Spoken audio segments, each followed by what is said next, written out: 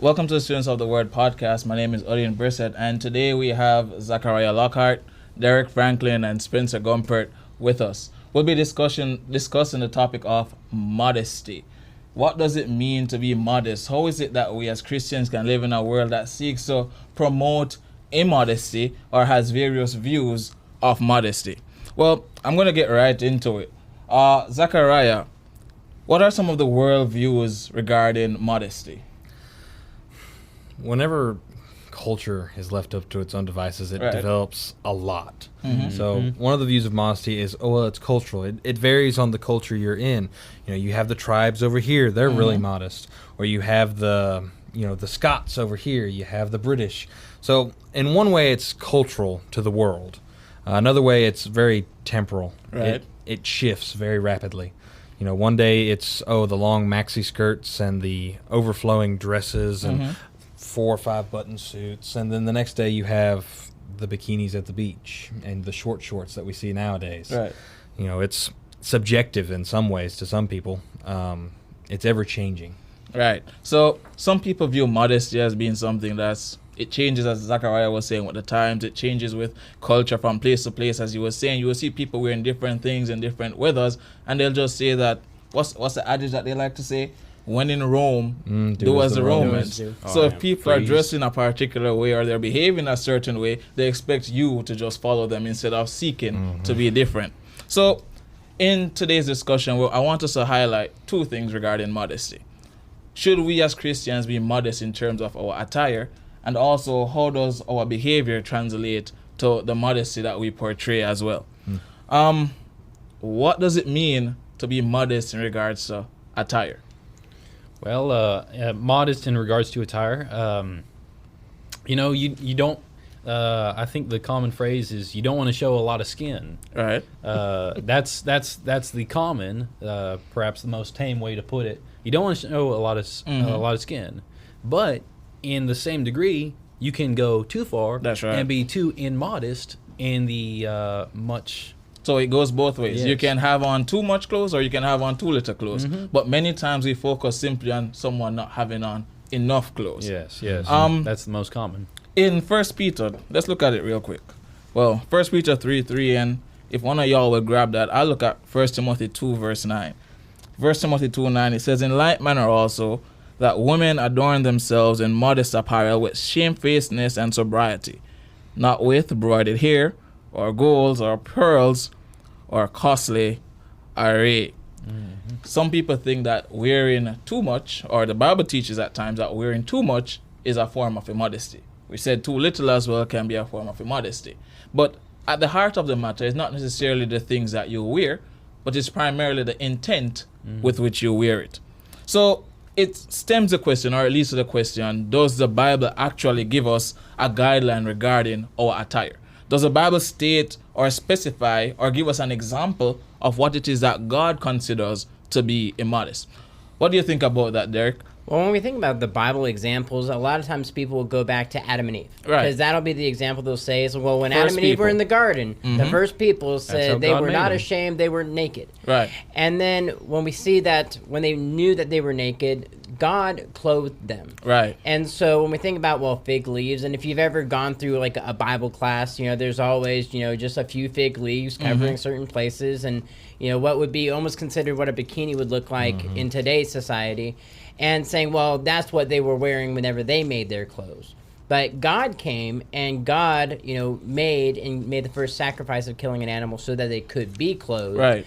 And then we can look at how God has said this for Adam and Eve, because that's something we need to point out too, that this entire conversation about modesty is not just about women's dress. Men can be immodest as well. That's right. So it's not just what a woman wears, because we think about, a bikini, or we think about, masky skirts or whatnot. But a male can be immodest in his dress as well, not just a female in that. And because Adam and Eve both were clothed by God, not just Eve alone. to be clothed alone. I once heard someone saying that the chest area or the torso of men is not a sexual area. In general, they were trying to say that you don't have to cover your chest if you're a male.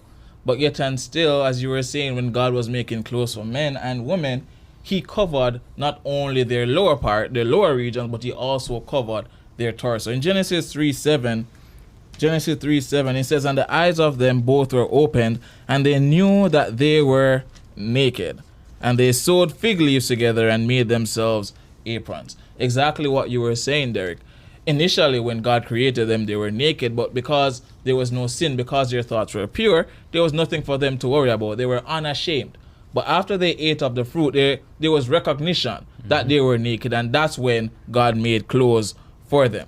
So some of the lessons that we can learn from this scenario given in the Bible regarding Adam and Eve is that a man and a woman can be somewhat covered and still be considered naked by the biblical standards. If they don't cover exactly what God had covered when Adam and Eve were considered themselves to be naked, then one is considered by God to be naked. And two, they felt guilty for being immodestly attired. We said it already that in today's society, people do not feel embarrassed. Yeah. They do not feel guilty for being immodestly dressed. As a matter of fact, we said before as well that it comes down to the intents of people. Sometimes they want to do it because they want people to look at them. They want to get that attraction or that appreciative stare, those cat calls, those cat whistles that they can get from the public. Yeah, they want to feel noticed. They want to be somebody, and sadly, that's led a lot of our culture and a lot of our youths, a lot of people, lot of people, not just our people, but everyone, right, down the wrong path, and that's led to all sorts of other things. In Genesis 3:21, Derric highlighted that modesty is not determined simply by gender. It's a universal thing. Men can be immodestly dressed.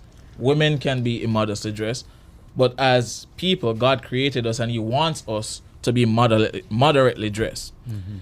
When God made clothes for men and women, he fitted them, as Derric was saying, with the coat of skins of animals. The first sacrifice of an animal was made. So God was the personal designer, the personal clothing designer for the covering of mankind. And as I was saying, he made clothes for not only the lower sections, as some people would have it, but also the upper sections. So Zachariah, what role do you think modesty plays in avoiding temptation and promoting purity? Why is it that God would cover man to such a degree? Well, it helps in restraining our own thoughts and our own actions. You look at men are very visual creatures, and women too. Yep, that's true. Like how you defined that. All right. But it helps men especially control themselves. Right. You know, we often act on things we see. We act on things that pop into our head because we had some form of visual stimuli. Right. God was kind of creating a barrier, if you will, because there are certain things reserved only for marriage. You know, there are aspects of the body that a husband only gets to see of his wife. Right. And vice versa. So, in a way, it helps us keep us responsible. It helps us keep restrained. And a lot of people hear restrained and they think, oh, well, that's terrible. You know, that's horrible. I should have freedom. You are given freedom in a specific scenario, marriage. Right. So, it helps us portray godliness as well and helps us maintain a pure focus. You know, if you were having people wear whatever they want or not wear anything, you know, worship, work, everything would be disastrous. Right.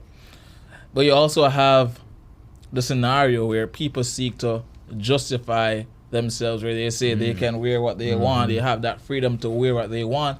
And if an individual or someone else has an indecent thought because of what they are wearing, then that's not on them. That's on that individual because their mind is not right. But the Bible teaches us that we also have we have that ability or that influence to affect others and their decisions. You might not be the one that's telling them to go sin, but your decisions or the choices you make can influence what they do as well. So as Christians, we have a further obligation not only to ourselves, but also to others. So concerning modesty, one of the things that we must note that we're going to talk about real quick, we must note that God has a standard for modesty. We talked about Adam and Eve. He covered their entire bodies.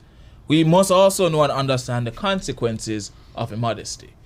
Being immodest is a sin. It's a sin in the eyes of God. And we must also accept our responsibility as Christians and take a stand for modesty.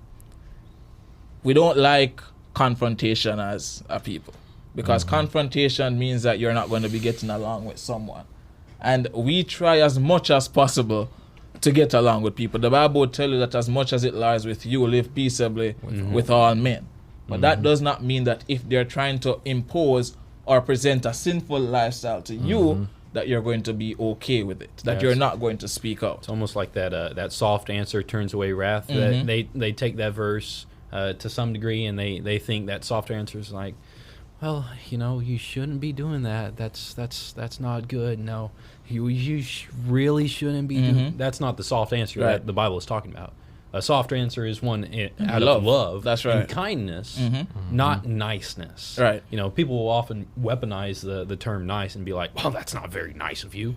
Well, I'm sorry, I wasn't trying to be nice. I was trying to save your soul. I was trying to be kind. That's ultimately nice as well, because you have that visionary perspective. You're looking at the long run of things, but they're very short-sighted in how they see things. Yeah, and you were talking about that justification that people make. Oh, it's not me. That's them. That's on them for being tempted by me. Right. Like, God gave me this body. God blessed me with this. Whatever. That's me. I want to show off God's body that God blessed me with, or whatever excuse people use. And then they blame others for being tempted by their foolishness. Right.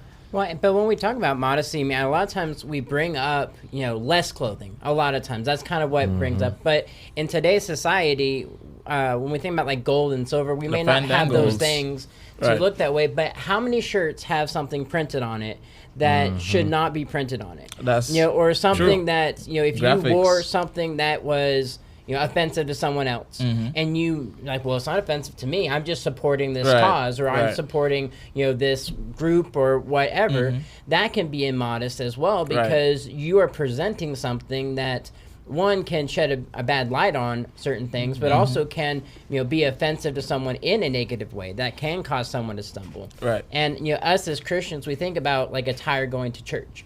Like if you showed up to church with, different slogans on your shirts or different T-shirts, well, that can distract almost as much as someone who is, less clothing. True. So for our modesty, it goes back to that, attire or apparel that we could have on.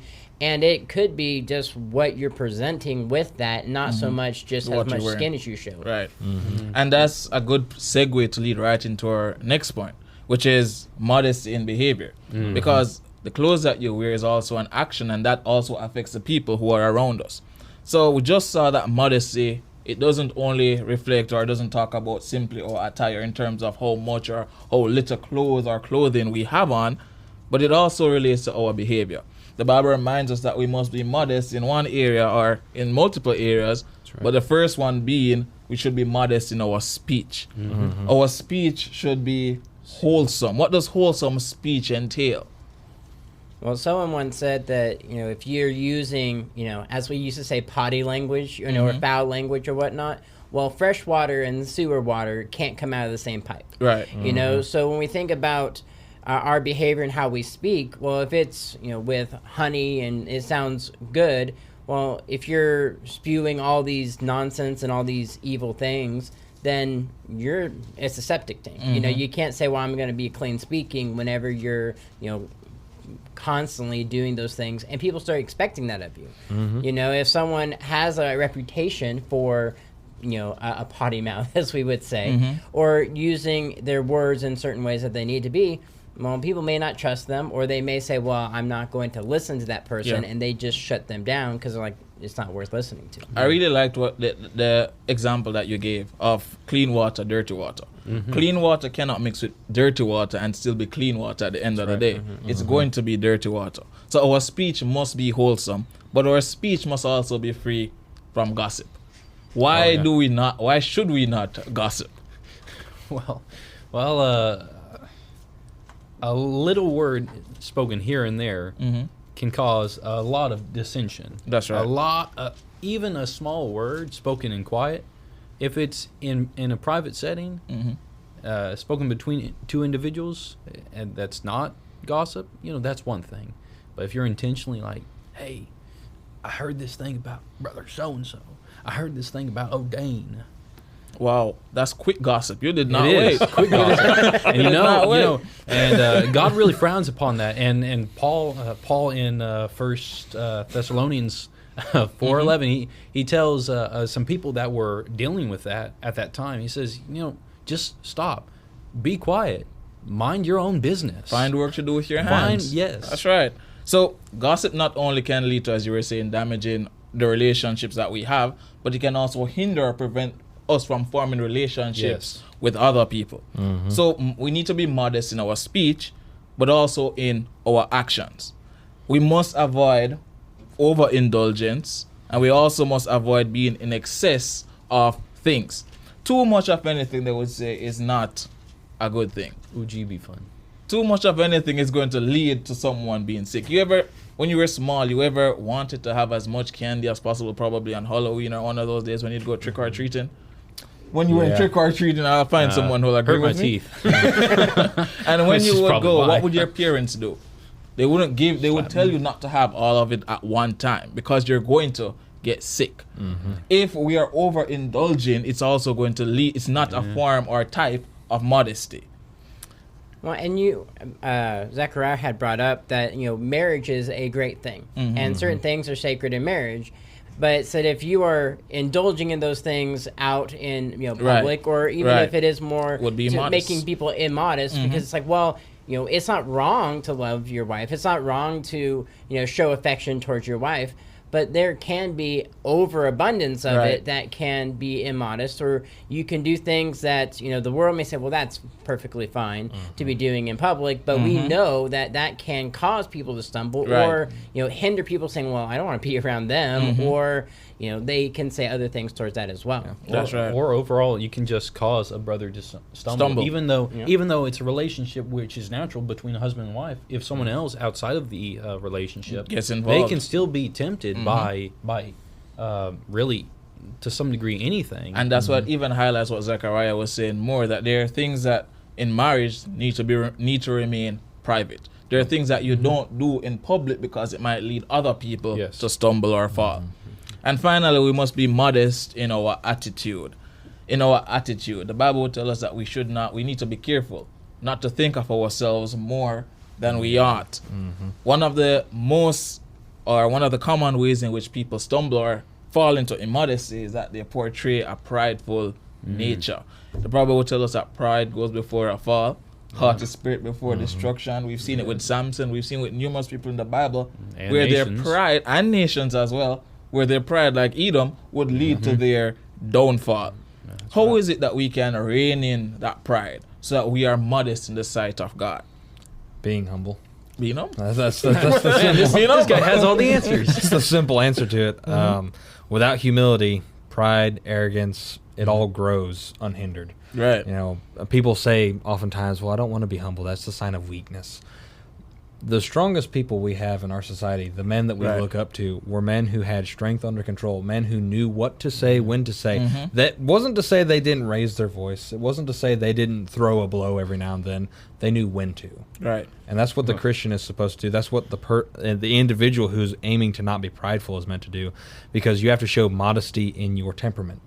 You have to be self-controlled. Same thing reigns true with our attitudes. It reigns true with our dress. It reigns true with our consumption of things. Without modesty, you become addicted to different substances. You become addicted to different people, to different ideologies, to different mindsets. And that can lead to a wasted life. Yep. For sure. Right. Or a very short one. A waste. True. True. A waste of time is a waste of life. I think it's something like that adage. We'll work with it. Yeah. Thank you. But that's a very true principle that the Bible teaches throughout the book of Psalms. Right. Or Proverbs, excuse me. Proverbs. Both. Yes. Depending on the psalm. All right, so as we wrap up right now. Oh, sorry. How can we apply, I want one example or one way from each of you guys, how it is that we can apply biblical modesty to our daily lives. Instead of just saying that people need to be modest, how is it, or how would you strive to encourage them to live modesty? How can they show it in their daily lives? Live it. All right, live it. You got to restructure your entire life. Be modest in your attire. Be modest in your speech. Be modest in the things that you consume, the way that you handle your body, the way that you interact with others. You know, it all hinges on modesty. So just by practicing it, you're able to teach others. So live what you preach.